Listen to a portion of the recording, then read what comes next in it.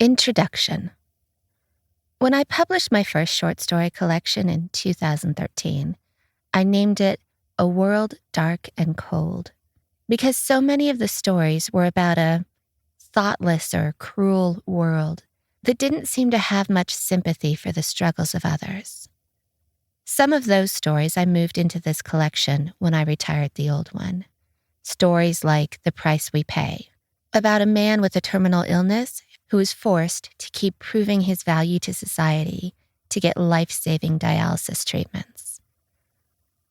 Or The Bearer, which is about a girl who isn't even allowed to speak while she serves as a surrogate for a wealthy family. Given how the world has evolved since then, you'd think my stories would have become unbearably dark and ugly. But surprisingly, for me, some have more of a note of hope than my prior stories did. Stories like When the Time Comes, which is a very short piece about how we each have the power in the moment to choose our actions or reactions. Or In Search of a Frickin' Hero, which came out far more humorous than I'd planned. It's not all sunshine and roses, of course. Depending on how you feel about creativity and trauma in memory, the taste of memory may rankle, or it may have you nodding along at the end. And To Be a Hero is a darker take on the commercialization of war than we're ever likely to actually see. So, be prepared.